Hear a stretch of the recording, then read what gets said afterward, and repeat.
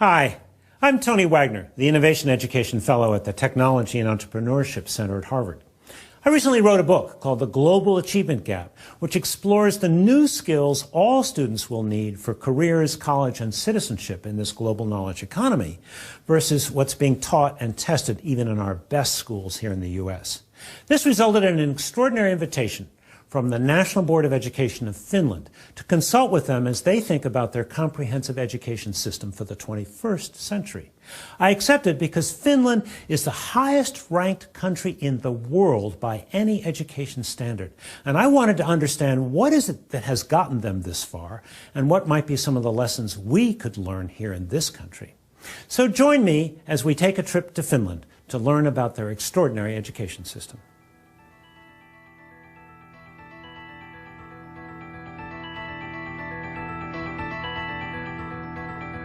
The question that is oftentimes asked when we get visitors from other countries to Finland, why are Finnish students successful? In Finland, families value education. They think that it's important.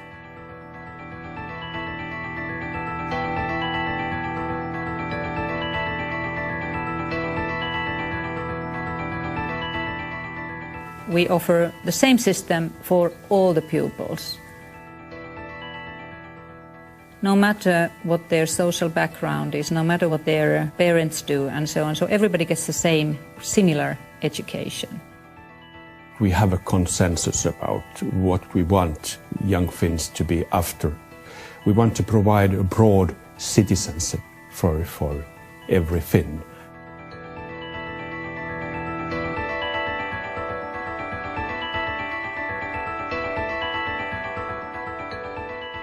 There is no one reason for Finland being on the top in all these rankings. I would say there are many mutually interactive factors. Politicians, principals, teachers, universities have all understood that this is actually the only resource that we have in Finland that has to be taken good care of. The brain, the young people, the education. So these decisions have all aimed at the same goal, to be able to provide our kids with the type of education that are making them possible to compete at the international work market.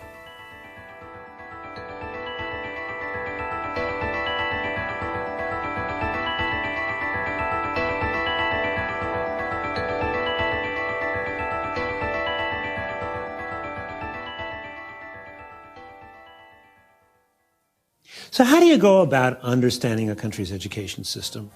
Well, some folks like to start with the rules, the policies, the curriculum. My preference is to start with the students and understand their perspectives, and then go into classrooms.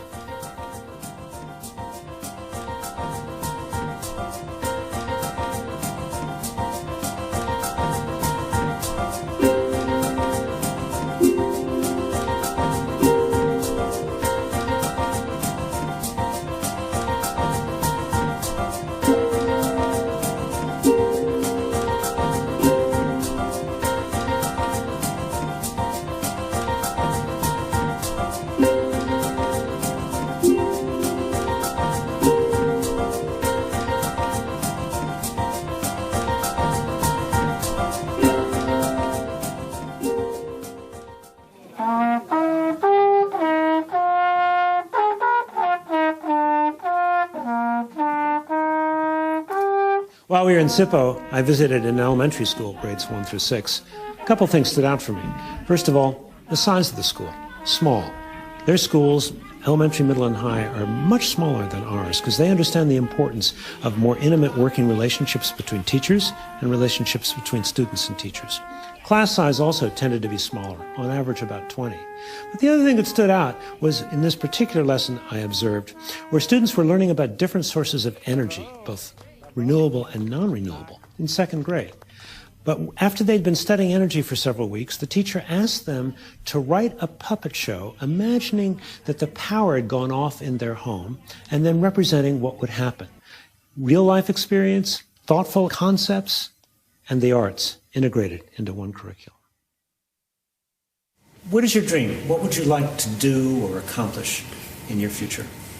And it's okay if you say, I don't know right now, but it's okay if you just have a dream, just a thought about the future. What is it that you would like to do in the future at some point? A Disney animator. A Disney animator? Yeah. Okay. Vet. A vet? I'd like to be an engineer. I play ice hockey. So if I can't play in the SM League or so I like to own Coca-Cola. All right. Well, I have always wanted to be a musician. A musician. Okay. I just want to be rich and live in Bahama Islands. So, I don't really know, but maybe a teacher. It would be cool to act or do some other things with movies and so on. Or to be, tietääkö joku mikä on nuoriso- ja vapaa-ajan ohjaaja? Youth leader. a youth leader. Okay. Psychologist. Psychologist. Good. As you imagine your future as an adult and growing up, do you believe you want to have more than what you've got now? The same? Less? Your thoughts? I think the same would be because we're living in a quite good standard, my family, and I think it's more important that I like my job and what I do than how much I earn money. I agree. It doesn't matter that much how much money you have. It's like not that big deal. But as much as you need money. It's more important to me to love the things that I do than have the money. I also agree with the fact you have to like what you do, but if you don't make any money, like if you want to be an actor and then you just can't get a job, that is not wise. I don't think so. So I am pretty satisfied with the situation at my family's, so more or less the same. Mm-hmm. Yeah. Jobs that give you much money also take usually lots of time. So if you hate what you do but get millions of euros, it's not worth it. So less is sometimes more. I agree too, but I'd like to be a millionaire too. But We used to have 45 minutes, and then we used to have also these like double lessons, so we had like 90 minutes lessons. And they changed it because, you know, when a class starts, the first 5 minutes go to that everybody sits in place and is everybody now here, and then the last 5 minutes usually go that everybody is putting away their stuff. So now they thought, okay, now we save time, we just take a little bit longer lessons. So we arrive at school maybe something like 8 o'clock, but if you're lucky you can come to school later. Like 10 and 10 11 or last year I had or we both had actually like almost every day from 8 till 4. But when we're now seniors, so life is much easier now. So in the next period, when we have only like 4 courses or 3, so we have maybe some days we have only 2 lessons. We come to school at 12 and leave at 4, or come to maybe 11 and leave at 2. So it really depends how you do your course, how you choose them. Most people do this upper secondary in 3 years, but it's also possible to do this in 2 or 4 years. So of course if you do in 4 years, that means you have you don't have that many lessons every day. In my free time I see my friends, and I fence, sword fighting, and then I play with my computer. And I don't usually see my friends until the weekend because then you have more time. But I do sports, I do boxing or go to gym, or I spend a lot of time in front of the computer too. Facebook it's very easy to get addicted to.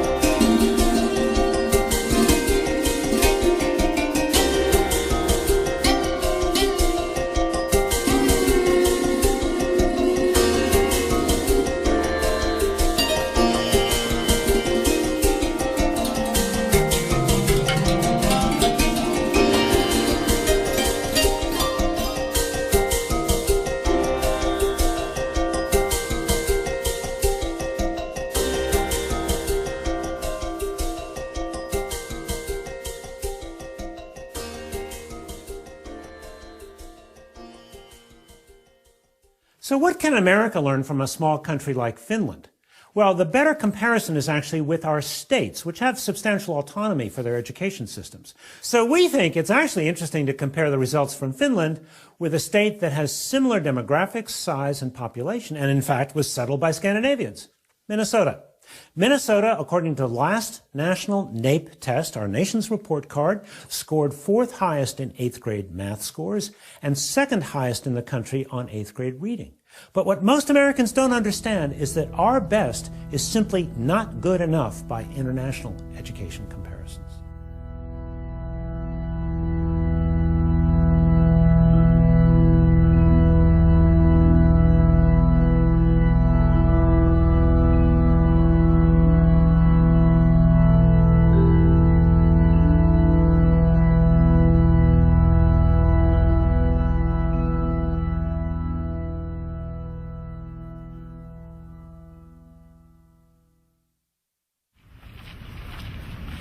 So we're here to visit a Finnish school which is connected to the university that does teacher training.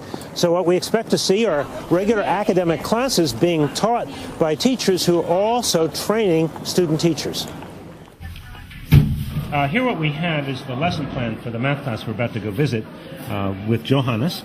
And he outlines for us what was done in the previous lesson, which was the discovery of the Pythagorean theorem, which he just described to us.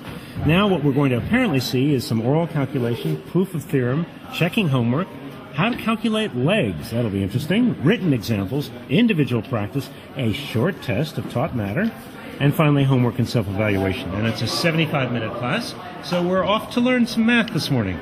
Mikä luku sopii x:n paikalle? X-potenssiin 2 on 64. This is a normal 8th grade math class, not tracked, not advanced.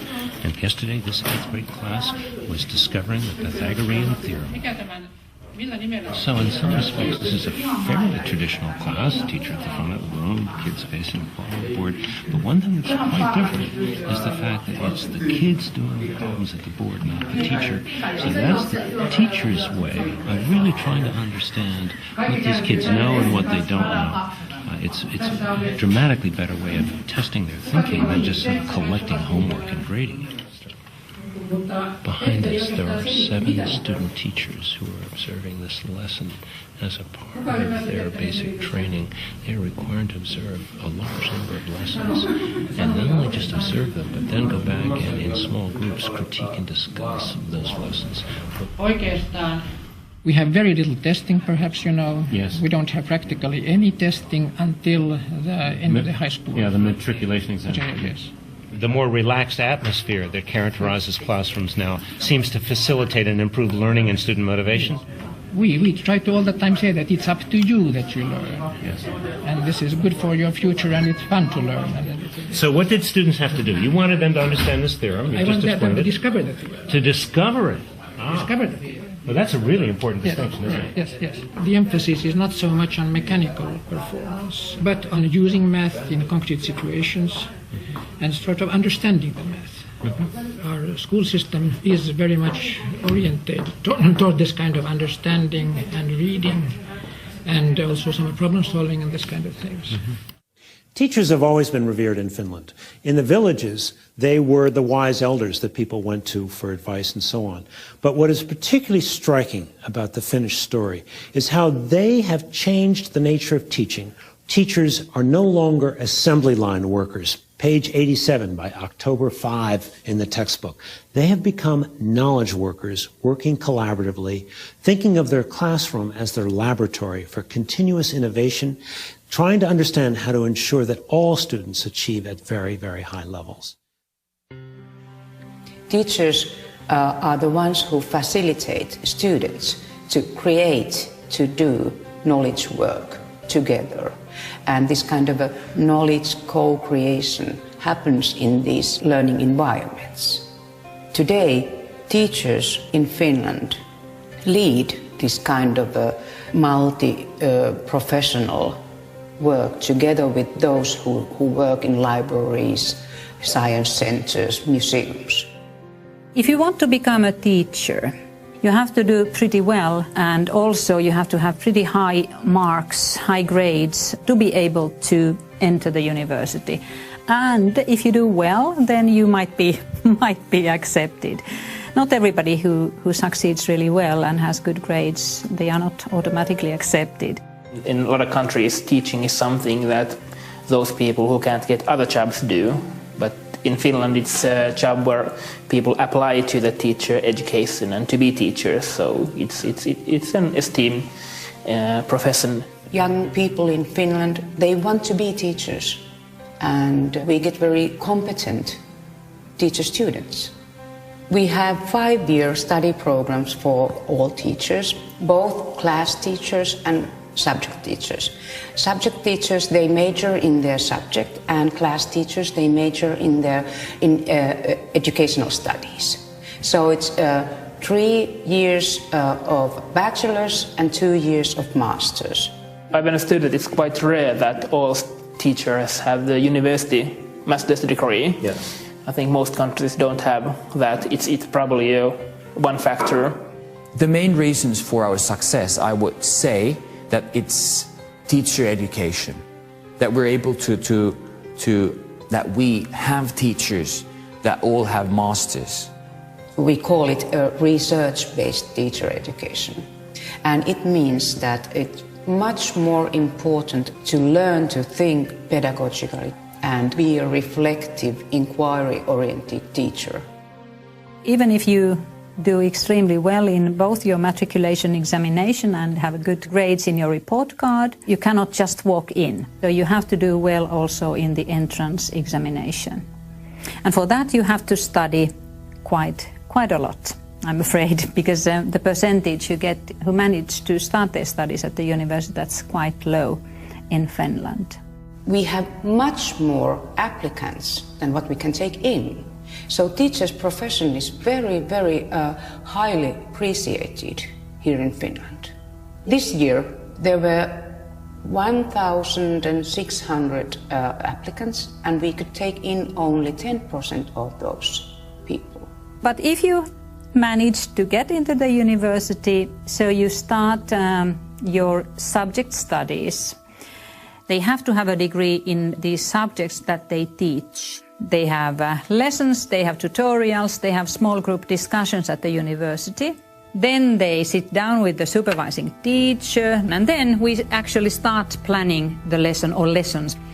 They write a lesson plan. Usually they plan their own teaching. We discuss it, and then they make the changes. They send it back to me again, and then they give their lesson.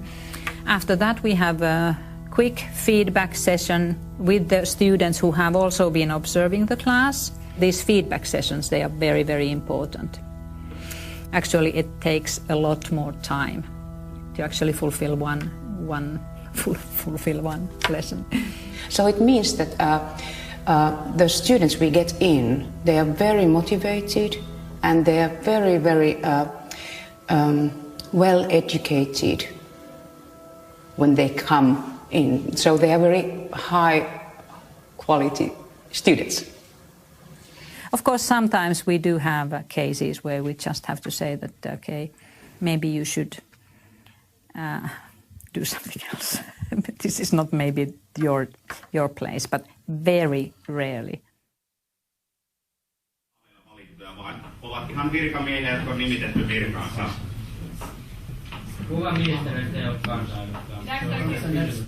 The beginning of the class is used as either warm up or cool down. The teachers talk about it in different ways, but it's a way of relaxing the kids and also engaging them.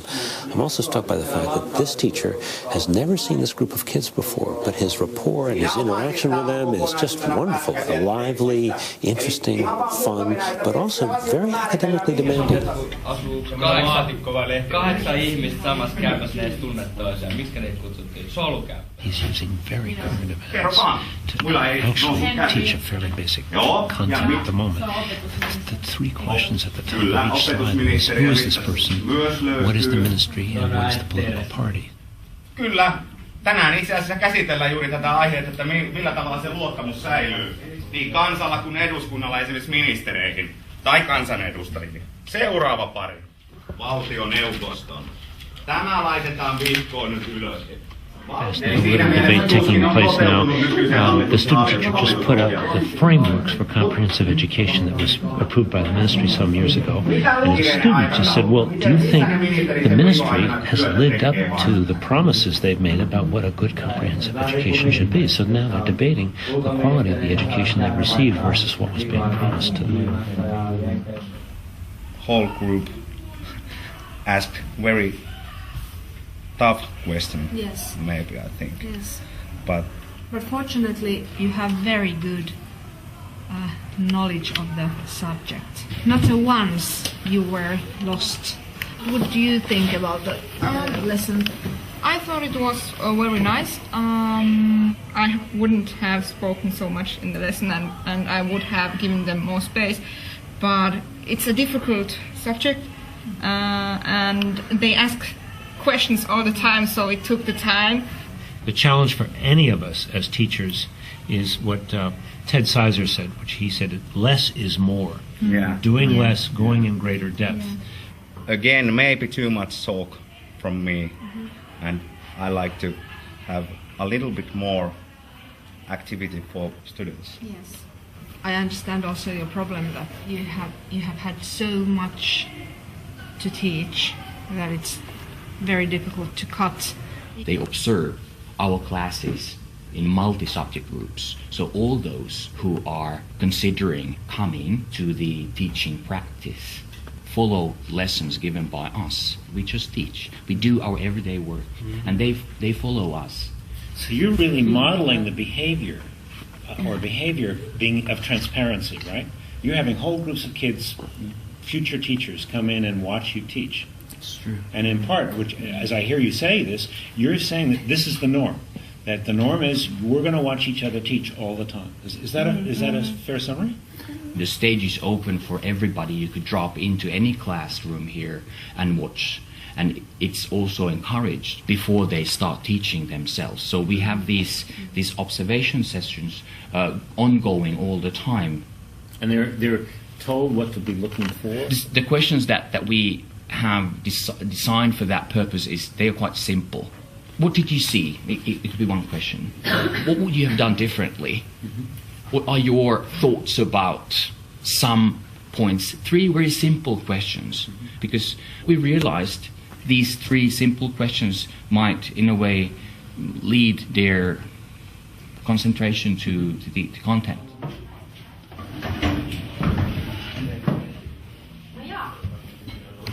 So this is a Swedish class. It's been taught entirely in Swedish, and this is a student teacher who is giving a formal lesson that was co-constructed, put together with the master teacher, who is observing here in the back, along with several other student teachers. The teacher trainer has sent me the lesson plan by email on Sunday. I have been commenting on her plan and ideas through email correspondence. And she's been reviewing it and sending it back to me.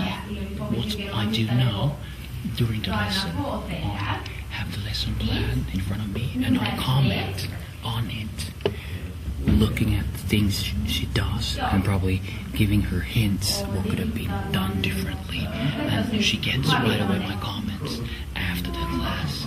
Of course, we also discuss the lesson face to face after the class.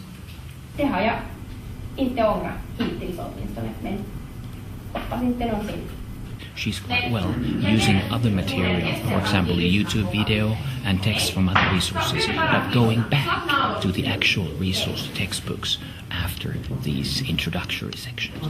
John Goodlad, in his studies of high schools in the 1980s, discovered that teacher talk time comprised 85% of the lessons in American high schools across all content areas. So what are you seeing here in terms of teacher talk time versus student work time? I would like to see that it would be 60% student and 40% teacher. And I'm going to give a feedback to her that every time she would have had a chance to throw the ball in the classroom, she should have done it. So can you say a little bit about why you chose that video? Why did you show it? The theme of this lesson was the future and what these 15-year-old people are going to do after this class. They're going to high school or whatever. This song was quite good to support the theme, and I've learned that it's good to use just music or some listening comprehension exercises or something like that to cool down the class. And I've experienced that it works. Listening comprehension exercises and music is the best way to calm down a class that is a bit, how do you say it? Well, not that calm. Yeah. So I've just spent the day observing classes, talking to teachers and students, and trying to better understand what is it that actually happens in classrooms that accounts for these extraordinary results. Several things we observed that were in common to all of these classes. These classes really focused on teaching students how to think, giving students a sense of being able to really actively engage in their learning, not penalizing mistakes. Finally, I was struck by the attention to detail in the ways in which these master teachers work with student teachers in their classes. There is a technique, a methodology, if you will, a national curriculum for preparing these teachers so that they get a great deal of classroom experience, they get a great deal of coaching on how to become a better teacher, and there's a clear understanding about what, in fact, is good teaching.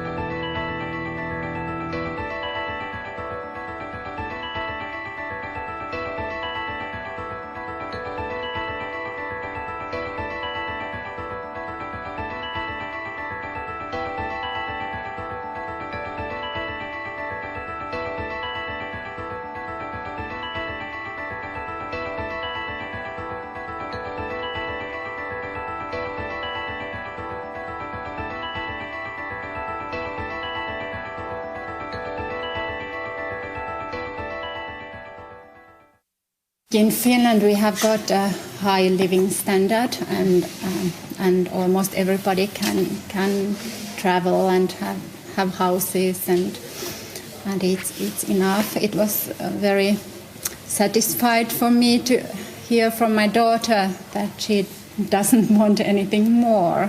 So I think it's good to have this and spend time to things that you like to do with people you love. We've had a chance to explore what Finnish students do in the classroom, but what do they do after school? Well, a 9th grade girl and her mother were kind enough to invite me into their homes so that I could better understand how they spend their free time and their parents' perspectives on their children's work. Yeah. So, you come home, how much homework do you typically have to do? We don't have that much. You don't have that much homework. Yeah. And you're in 9th grade? Yeah. So do you expect when you go to upper secondary you'll have more homework? Do you hear from students there? I guess. Yeah. How much? So how much do you do now? Do you do some every day or not even every day? No, not even every day. Not even every day. And so how many hours a week would you say? 3 hours a week? 3 or 4 hours a week? Yeah, but Finnish education system, way outperforming every other country. How do you understand that as both a teacher and a parent? a big part of it is that we take care of those children that are not doing so well at school. So we have got very qualified special education. Early interventions, we hear. Yes, we try to find out what's the problem behind the learning problems, because often it's something that we can avoid by teaching in different way. Here is our class. So we had a thema day in school. What was the theme? We are mafia family. I kind of guessed. Yeah. So also homework.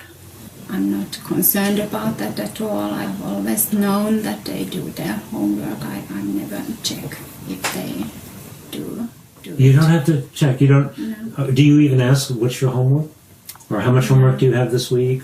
No. Sometimes when I try to be a good mom. I had a chance to visit some schools while I was in Finland. The Sippo school was especially interesting. We spent some time in elementary classes, but then we went over to the high school. Now, high school there is grades 10 through 12, and what is particularly interesting about what they call their upper secondary is that students have a choice between a more academic track or a vocational track. About 40%, 45% choose the non-academic technical track, because they know that's going to prepare them for a good job right out of high school.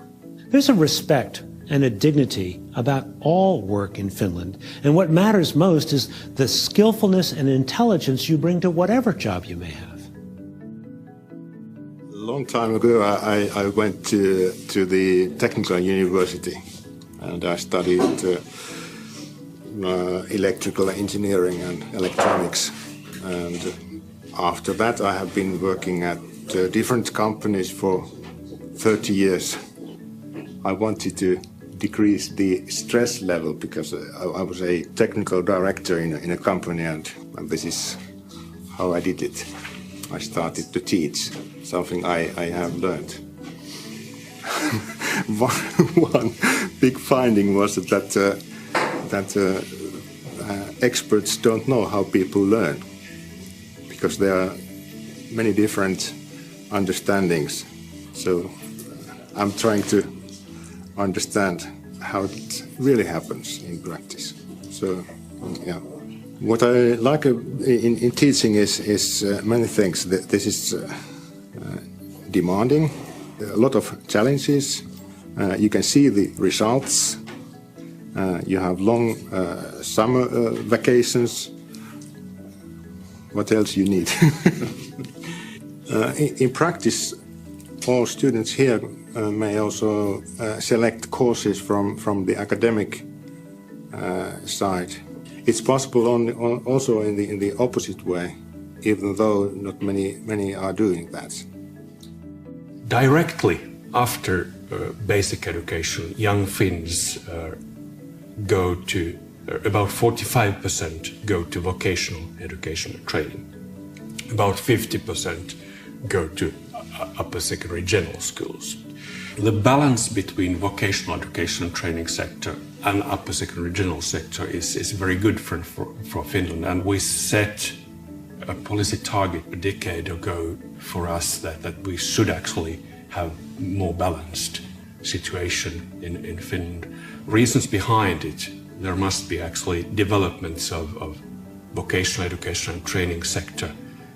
However, there isn't any dead ends nowadays. We have actually made our education system so flexible that actually you can continue studies after vocational education and training at universities, or you can actually come back to general education if you want to. So it's very open nowadays. In American schools, technology is primarily introduced as an aid for the teacher's presentations, whiteboards, PowerPoints, and so on. But in Finland, the emphasis is much more on the students using the technology for their learning. How long have you been teaching here in the upper secondary? 26 years. Oh, just starting then? Yeah, in that same school. Yes? 26 years. That's yes. a long time. Yeah. So have you seen much difference in the students? Are they different to teach now than when you started? I think students are almost the same, but relationship between students and teachers are better nowadays. In what ways? We are working together more and more. Oh, that's excellent. Yeah. We just had a nice 25-minute lunch in the school cafeteria, but you told me your class started 25 minutes ago. Yeah. You mean you trust them to work on their own? Yeah. I trust them to work alone, and they have, deadlines. Yeah. Then what they have to do, and they have this learning environment, Moodle, and they make maps there. And So tell us about Moodle. Moodle is a learning environment. And you can put all kind of material, and you can discuss, and you can evaluate with Moodle. Learning is something to use cultural tools, all kind of tools. If you have a lot of tools, you can learn even more. And So it's like an online learning environment. It's online learning environment. Where they are sharing projects with one another? Yes, everything where is shared, yes. Everything is shared. They're working on projects together online. Yeah. You're giving them lectures online that they can access? No, not lectures. But you give them problems or challenges that they have to solve. Yeah. So tell us a little bit about the class we're just going to go see. It is, I think there are some 20 students. And what are they going to be working on? They are working kind of geography study about African countries. Okay. Hanna, can you tell me what you're working on, please? I'm searching some information about African land Togo, which is this. How much time do you have to work on this project? About 5 weeks. 5 weeks? Just to work on this project? Yes. And you're working alone for 5 weeks? Yeah. Is that hard? Well, I don't think so. It's actually, I kind of enjoy this. Yeah. I think this is quite fun.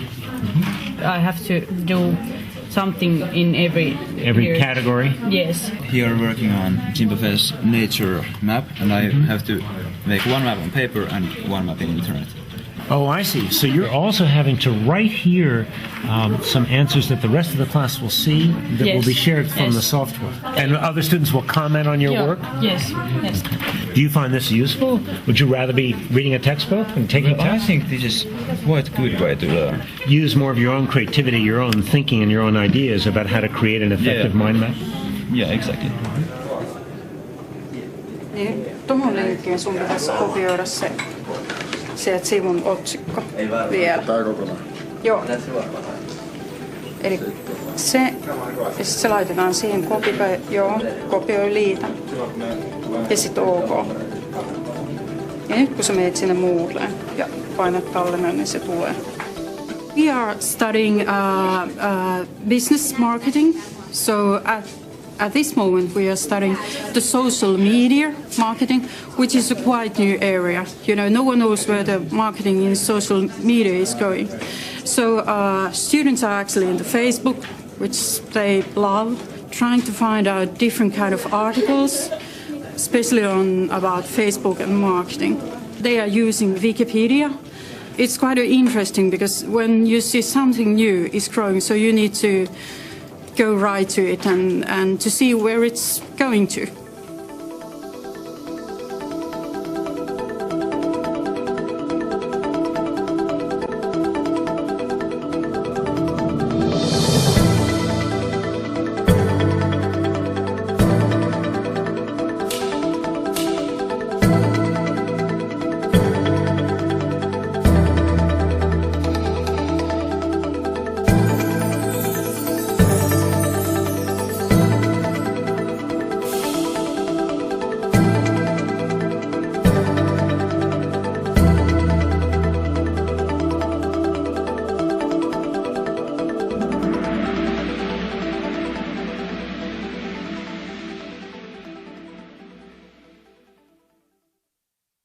Innovation and entrepreneurship education came into our curricula 15 years ago approximately.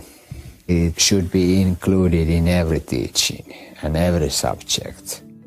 What does it mean to educate an entire country to develop the capacities for innovation? Finland is among the top 5 countries in innovation, global competitiveness, and entrepreneurship. But yet this country is now asking what I would say are some of the post-industrial questions.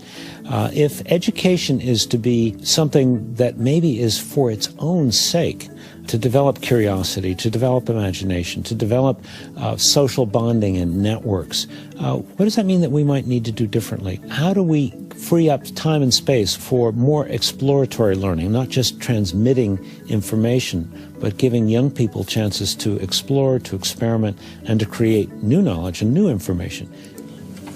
I was 16 when I started my company. We have 3 full-timers, like I am. So we go to school, but when we are out of school, then we do some jobs and marketing and such. It specializes in making home computers, and mostly we do gaming computers for kids like us.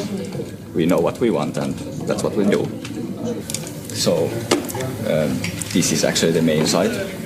As you can see, there came my friend, and he is eating a motherboard. It's so easy. I can't lose any money, but I can make money if I work hard. Well, if it can provide us when we are graduating and don't get any better jobs, then it's good that we have somewhere to work. You know, by luck, I stumbled on this student project in one of the schools where students were learning about innovation and entrepreneurship by forming teams that had to produce a new product or service overnight.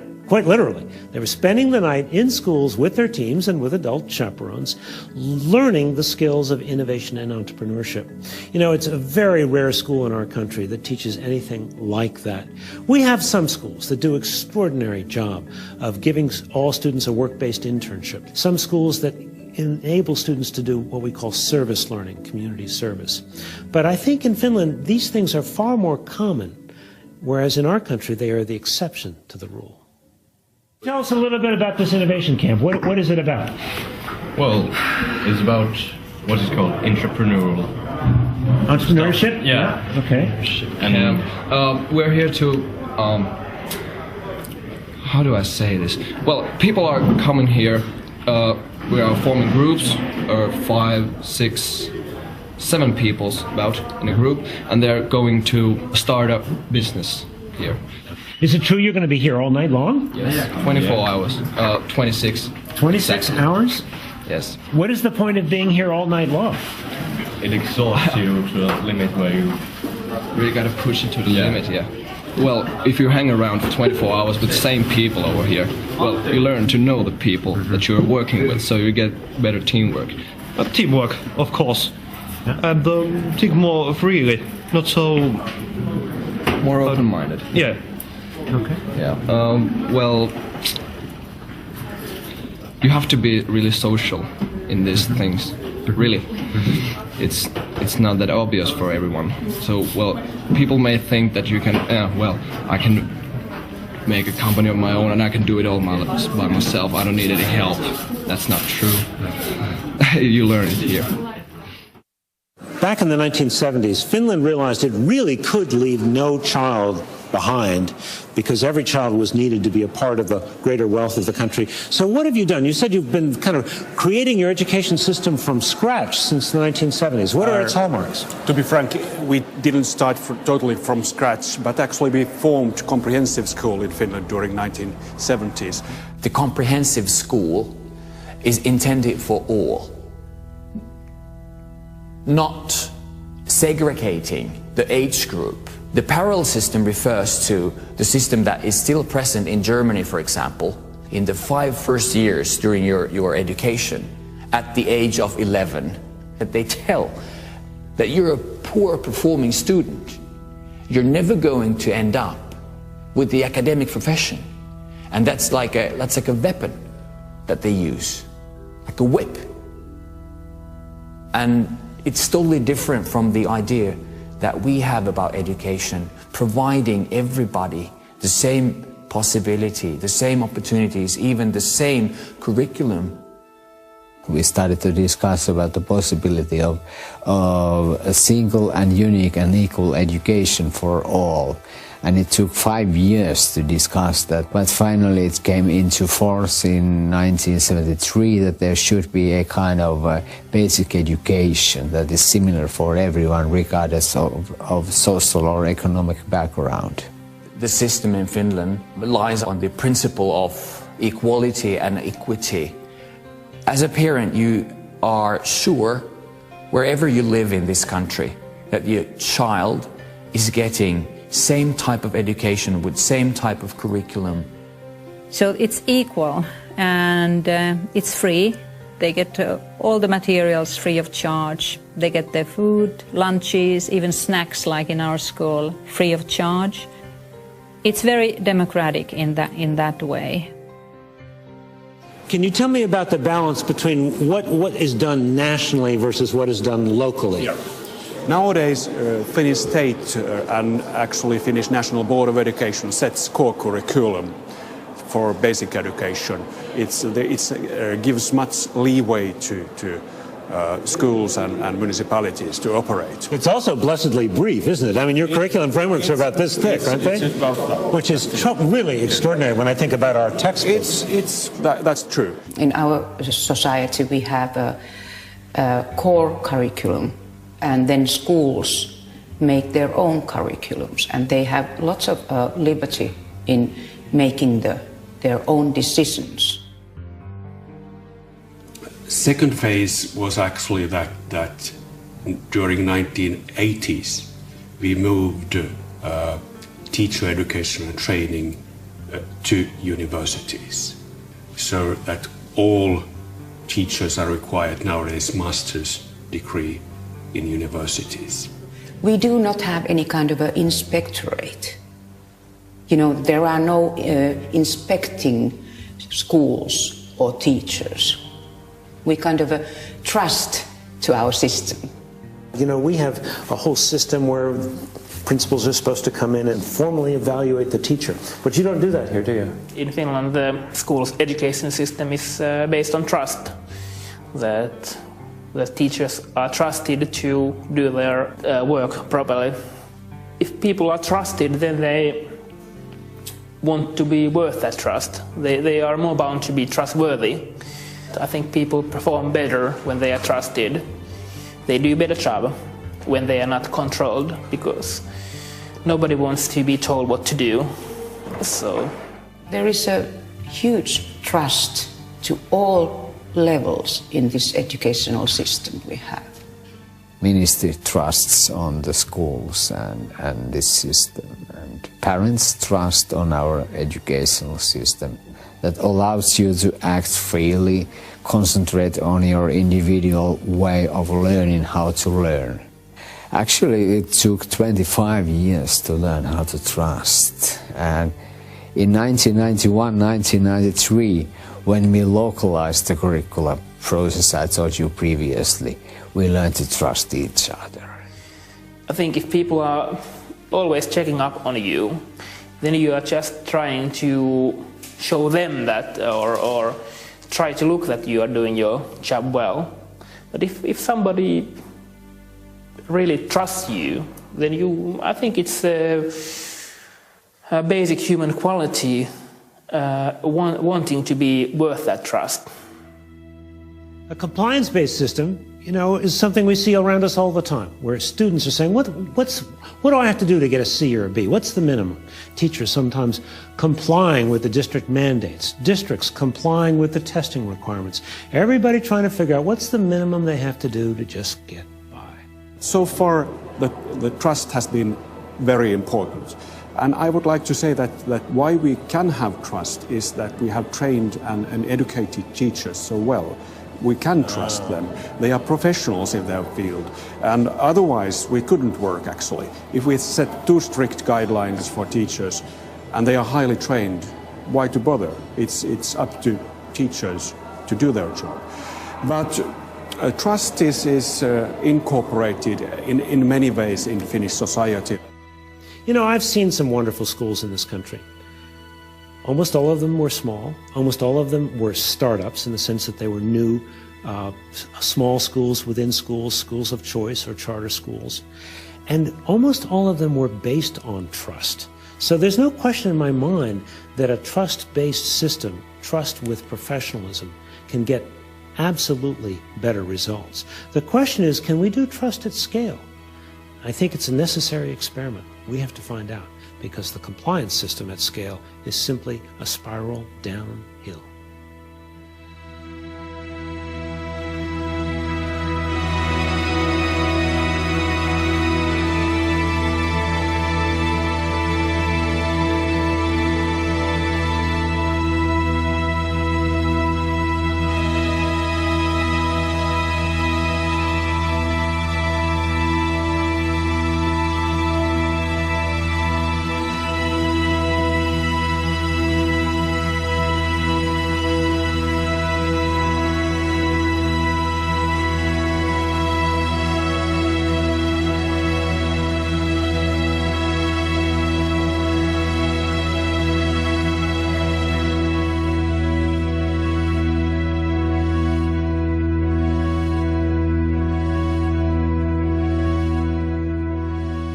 I went to Finland as a guest of the National Board of Education, who was sponsoring, along with the Finnish Ministry of Education, a conference called Education 2020. And they had invited some of the leading policymakers, educators, and so on to come and really talk about how the comprehensive education goals may need to be shifted or changed in the coming years for all students in Finland. So the question we might ask ourselves is, how do we talk about education in a way that's not punitive and in a way that's future-oriented and in a way that grounds the conversation in the experiences and in the needs of young people themselves, as well as in our economy and in our democracy. So tell me about this 2020 conference. You're here today to talk about education in 2020. You're already the best in the world. What are you worrying about? Why are you thinking about 2020? Although PISA tables say that we are topping many of the PISA studies, our national evaluations show that we have areas where we need to go further. For example, writing skills, communication skills. But to be more profound, it is about education itself. What are the outcomes of education? And there we have to bear in mind that we have been too strictly academic so far. So it's not enough to memorize things. We should actually learn how we use the knowledge. It's not distinction between 21st century skills or academic skills. We need both. And we don't want to abandon the good situation we have in academic skill area. No, that's definitely true. It's much more important to learn to think than to learn to repeat some basic subject matter things. Family values are important, education is important, reading is important. It's important to understand reasons behind things. Concentrate, read, dream, talk, understand, reason, find solutions yourself. Finnish education is still too subject-oriented. We should actually highlight thinking skills, collaborational skills, that kind of skills which are more higher order. As we think about what has to happen in this country, it's not just changing what's taught and how things are taught, but really reshaping the teaching profession. And it's not about money. It's about teachers thinking of themselves as knowledge workers, teachers understanding that they have to be innovators in the classroom every single day as they think about bringing all students to high levels of attainment.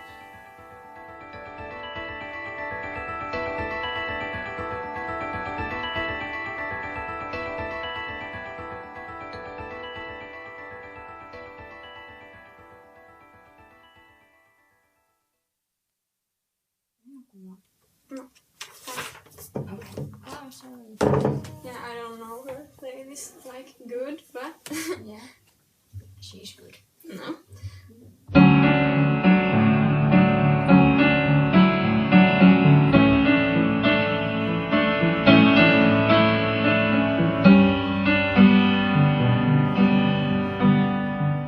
You know what most impressed me about my experience in Finland is the way an entire country has focused relentlessly on preparing all students for work and citizenship in the 21st century. But the real question is, what can we here in America learn from their experience? Clearly they're a very different country, different culture. Our country is far more heterogeneous and larger. And obviously what works in one country may or may not work in another. Nevertheless, I think it would be a serious mistake to just dismiss Finland.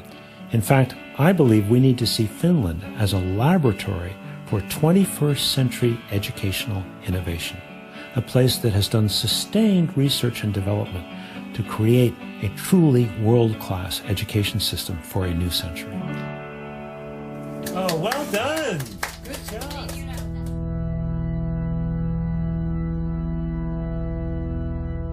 One of the most important lessons from Finland is that the business of school is learning, period.